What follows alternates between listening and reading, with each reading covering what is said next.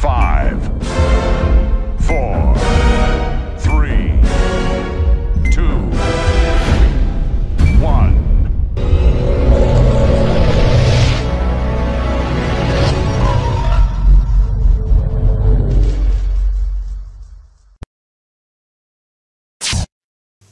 Bonsoir madame, bonsoir monsieur, bienvenue donc sur Diaspo TV. C'est donc notre première émission. L'émission que c'est un café avec Onana. Aujourd'hui on reçoit quelqu'un d'extrêmement particulière simplement parce qu'elle a su briser le mythe de l'intégration. Elle a pu, à travers sa manière d'être, sa façon de faire, maintenant de concilier toute une communauté. Elle en a aujourd'hui après un buzz sur YouTube qui a fait à l'espace d'une semaine 350 000 vues, je dis bien 350 000 vues, sur sa page YouTube 3 000 vues. Elle est donc là aujourd'hui pour nous parler de son intégration. Qu'est-ce qu'est l'intégration selon elle? Bonsoir Gouga. Bonsoir, bonsoir. C'est un plaisir pour vous d'être ici aujourd'hui. Oui, bien sûr, merci de l'invitation. Alors comment trouvez-vous notre studio? Non, c'est très bien, l'accueil était vraiment parfait, voilà, courage. Merci bien. C'est un plaisir tout simplement si on parlait de vous, si vous parlez de vous, qui est Gouga? Ah, Gouga, c'est une question qu'on m'a déjà posée plusieurs fois. Donc, je suis une jeune fille italienne, j'ai 28 ans, je fais une vie normale comme tout le monde, je travaille, je m'occupe de ma famille et tout. Et bon, j'ai cette passion pour l'Afrique, disons, pour la communauté camerounaise, pour la culture camerounaise, et voilà. Et de là où tout ce que vous connaissez. Comment cette passion est née? On sait quand même que vous êtes italienne et oui. Maintenant il y a une communauté camerounaise. Vous intégrez, vous êtes intéressé à cette communauté? Je ne crois pas que la passion est née quelque part. En fait, c'était juste que on s'était rencontrés avec des gens, on a fait de l'amitié. Bon, après, petit à petit, on a commencé à être en contact et tout. Donc, je suis entrée dans leur culture comme les autres aussi entrent à la mienne. En fait, c'était un échange quotidien. Interculturel, donc pour vous, c'est une autre façon de voir la culture, l'intégration du moins. Oui, oui. Donc pour vous, l'intégration a un autre sens, ça veut dire qu'il faut que les deux parties puissent s'engager pour qu'il y ait véritablement intégration. Non, ça c'est sûr. Ça c'est ce que j'ai aussi dit dans ma petite vidéo qui a fait jusqu'aujourd'hui 35 000 vues sur YouTube. En fait, l'intégration ne peut pas être juste dans une direction. Donc, comme je disais, les Noirs ne doivent pas seulement eux s'intégrer en Europe, c'est aussi normal que les Blancs et les Européens cherchent à aller vers la culture africaine qui est là. On ne peut pas nier, on ne peut pas se fermer les yeux, on ne peut pas dire qu'il n'y a pas les Africains. Et le problème maintenant avec les Européens, c'est qu'ils n'arrivent pas quand même à comprendre cette culture.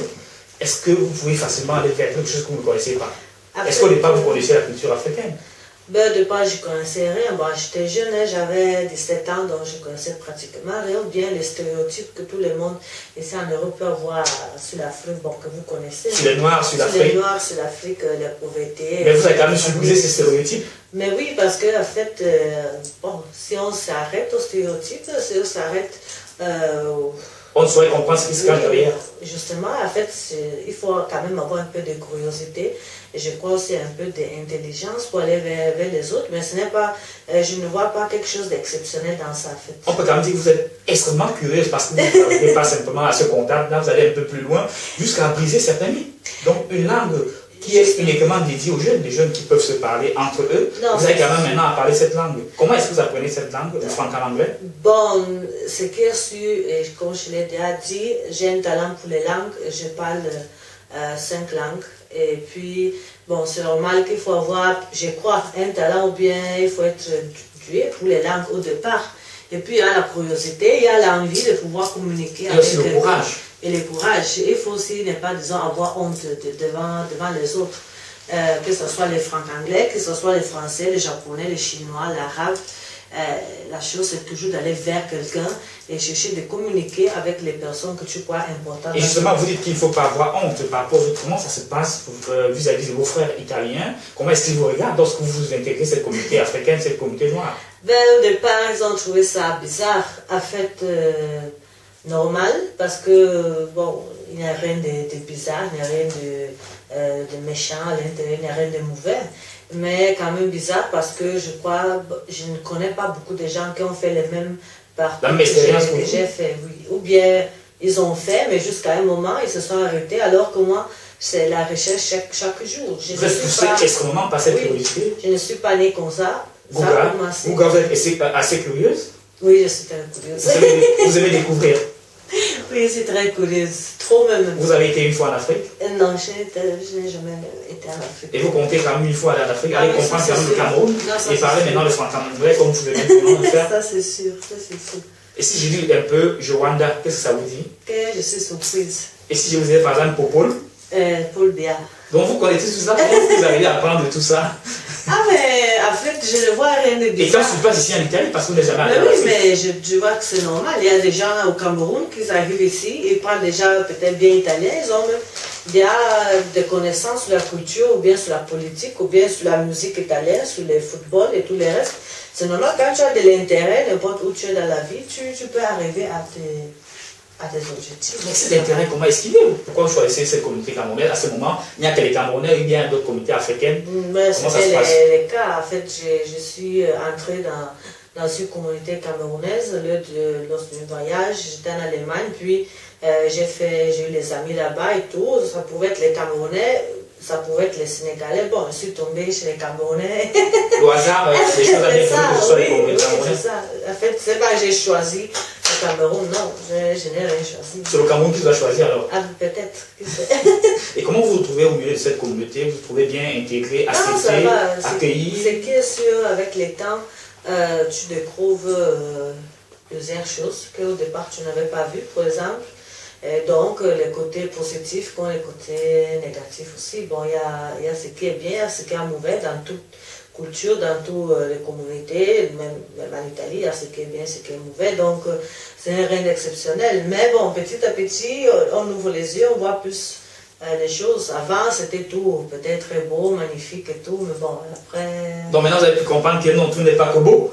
Mais c'est normal, en fait, c'est la vie. En fait, Au-delà de quand même du beau ici, il peut y avoir aussi de mauvaises choses. Mais c'est pas ça qui nous intéresse. Le plus important maintenant, c'est comprendre comment vous allez quand même jusqu'au bout de cette intégration. Est-ce qu'à un moment, vous n'avez pas eu l'envie d'abandonner, de dire voilà, je ne suis pas de ces gens, je préfère faire ça avec ma communauté. Pourquoi continuer?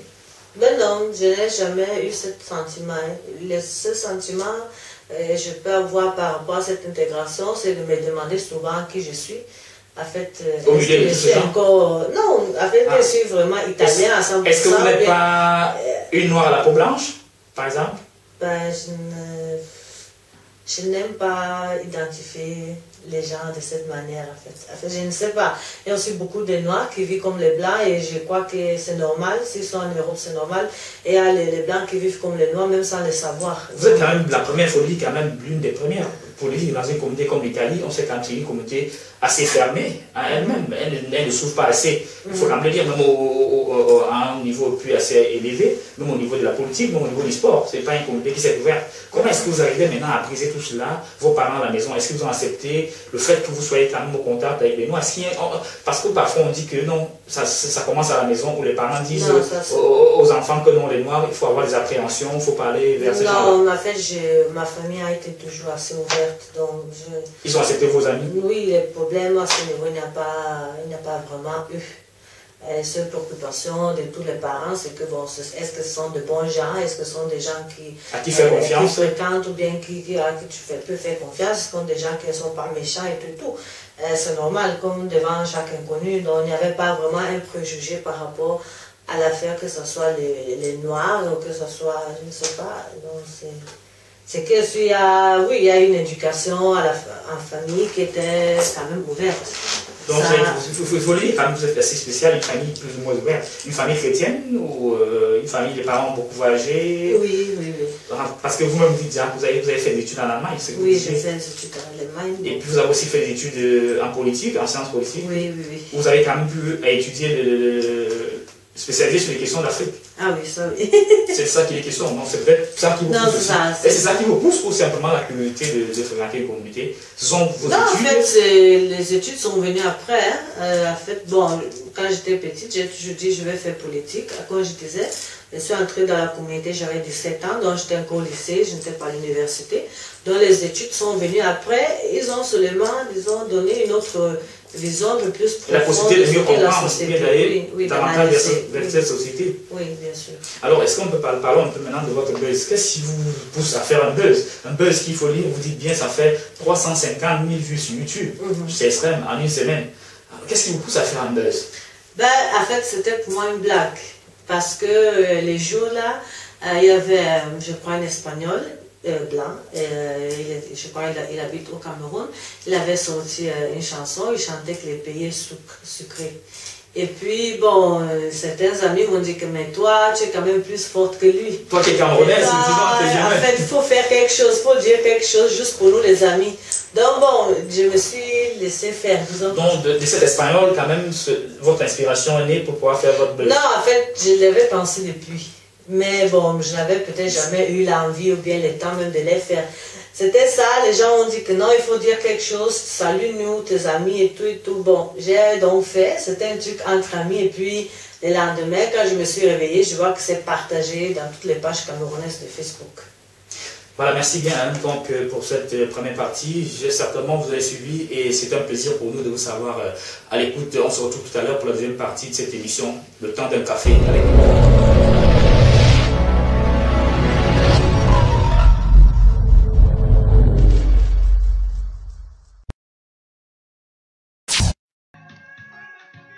Bonsoir à toute la jeunesse camerounaise.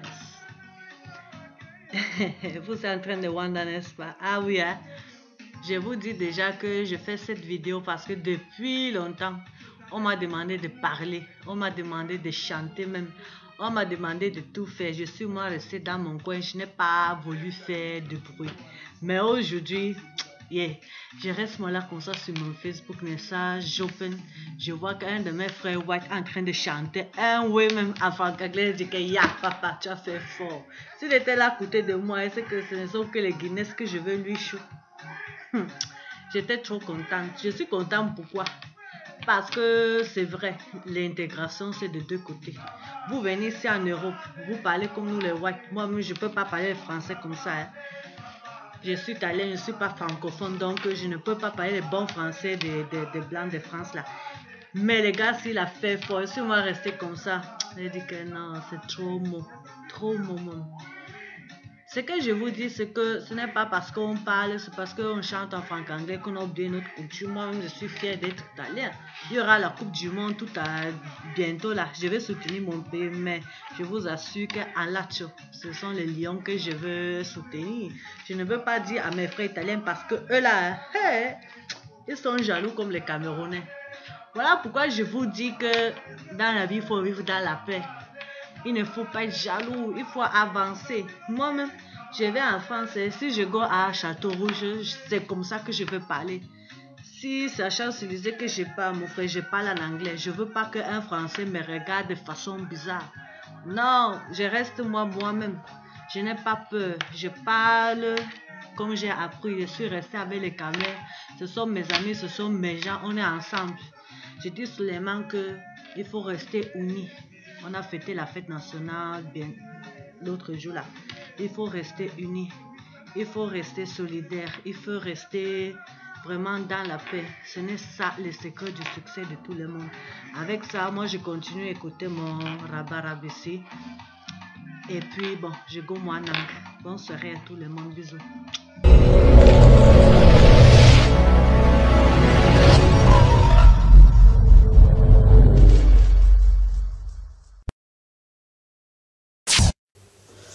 Madame, Monsieur, merci une fois de plus pour cette deuxième partie. L'émission que c'est un café avec Onana, c'est dans Diaspo TV. Tout à l'heure, donc, je disais qu'elle a quand même su briser les mythes de la culture. Elle a pu maintenant intégrer ce monde, le monde de la communauté camerounaise. C'est donc le temps de la deuxième partie pour comprendre un certain nombre de choses. Alors, une fois de plus, rebonsoir Bouga. Bonsoir. Alors maintenant, on va parler un peu de vos activités. Vous partez à Château-Rouge. C'est un lieu extrêmement important pour la communauté camerounaise. Comment est-ce que vous arrivez à Château-Rouge?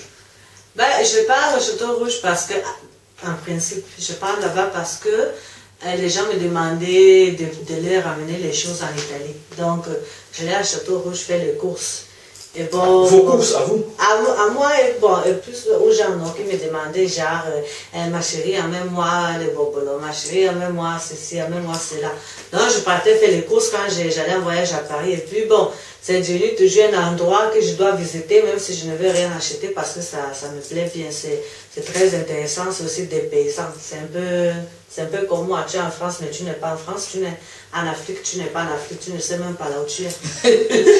Merci beaucoup, c'est assez émouvant, quand même, c'est un témoignage patent, assez émouvant. Je peux dire que j'ai la chair de poule. Et seulement, comment est-ce que vous êtes intégré dans cette communauté? Lorsque vous avez à Château-Rouge, vous êtes accueilli à bras ouverts?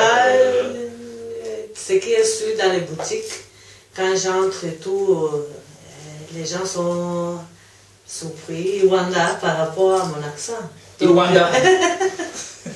Donc, déjà, je vais acheter des produits africains. Et puis, je parle encore avec l'accent et tout. Donc, ce qui est sûr, ça devient un sujet de débat. Et vous sentez quand même bien dans le franc-anglais? Vous parlez de non, ça va. Donc, ça veut dire qu'on peut quand même prendre 30 secondes. Oui. Vous voulez dire, alors, comment est-ce que vous avez à d'où vos déplacements, vous... Parce qu'il faut dire, bon, moi, j'ai fini par oublier un peu aussi ce franc-anglais, hein, parce que ça fait non, mais il faut le parler, c'est quand même une langue intéressante. Vous jossez quand même avec tout le monde, vous avez là, quand même... je josse avec tout le monde, je n'ai pas de blême. Merci, vous n'avez pas de blême, donc on va quand même continuer cet entretien. Julie, nous sommes donc à Diaspora TV, c'est le temps d'un café avec Onana. Pour cette dernière partie, hein, nous allons tout à l'heure parler de football. Ça vous intéresse le football? Ah, mais nous sommes italiens, nous, donc le football est quand même un sport national. Comme également camerounaise, parce que vous avez un amour pour le Cameroun. Oui. C'est un pays de football aussi. Ah oui. Le pays de Roger Mila et Samuel Eto'o. Ouais, voilà. Alors, nous sommes qualifiés tous pour la Coupe du Monde. L'Italie est qualifiée pour la Coupe du Monde. Le Cameroun est qualifié pour la Coupe du Monde. Alors, c'est quand même un dilemme pour vous. Vous allez supporter ces deux nations. Italie-Cameroun en finale. Comment est-ce que vous allez vous comporter? Vous supportez l'Italie? Oui, bon, si le Cameroun perd, ça va me faire mal, mais je vais quand même fêter pour l'Italie, ça c'est normal. Donc, j'ai toujours dit, même si je parle comme ça, mes origines, je ne les oublie pas. Vous êtes italien, il faut le dire. Toujours l'Africain qui veut parler comme les Blancs, il n'y a pas de problème. L'important, c'est qu'il n'oublie pas ses origines. C'est ce que j'ai toujours dit. Il doit supporter le Cameroun comme vous supportez l'Italie d'abord. Oui. Et puis bon, si maintenant le Cameroun perd peut-être contre le Brésil, bon, ça va me faire mal. Cameroun-Brésil, vous êtes camerounaise. Oui, ça c'est sûr. Mais Cameroun-Italie, bon, espérons que ça ne va pas arriver.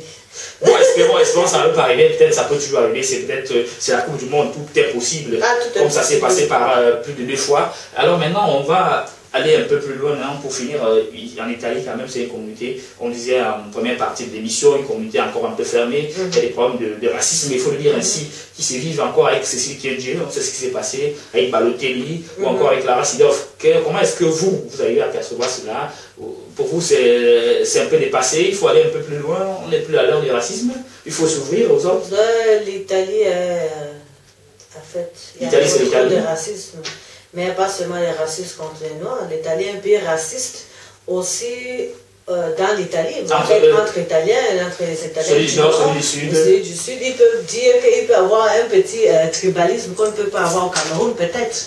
Donc, ce qui est sûr, je crois que le racisme, c'est juste un sujet banal que les gens prennent juste pour faire des problèmes dans le monde du sport. Le racisme n'a rien à voir. Quand Balotelli va marquer pour l'Italie, tout le monde va oublier qu'il est noir. Ça, c'est sûr. Quand il va faire une bêtise, c'est là où tout le monde se rappelle qu'il est noir et il devient raciste. Donc, le racisme, c'est vraiment, je ne peux pas dire, disons, une mentalité aussi très hypocrite, surtout au niveau du sport. Donc, le racisme surgit lorsque les choses vont mal. Quand tout va bien, il n'y a pas de racisme. Oui.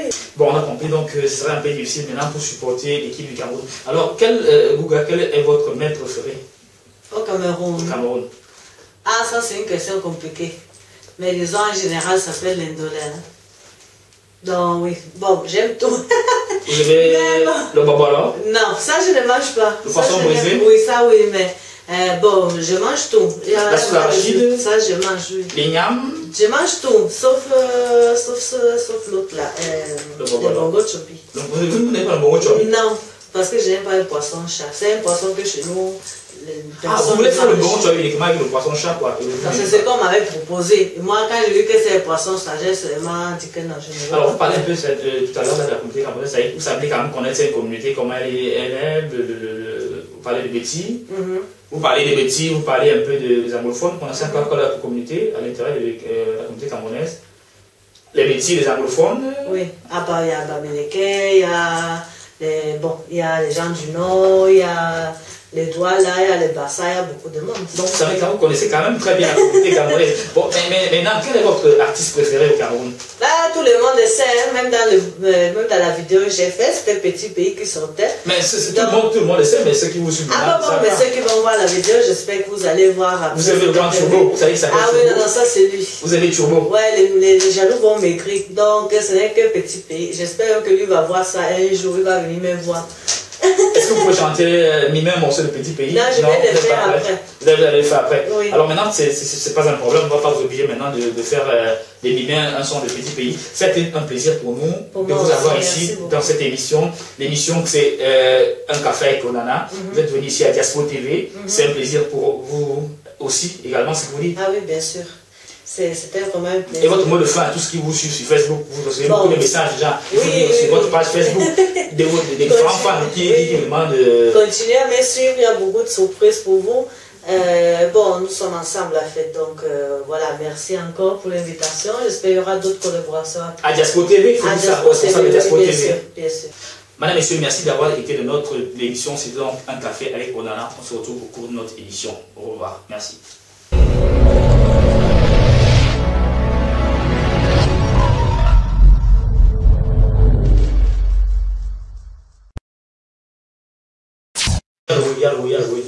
On lève le caméra, non. Là, ça ndem. C'est pas moi, il non, c'est pour toi, ndem, là, ça va béguer.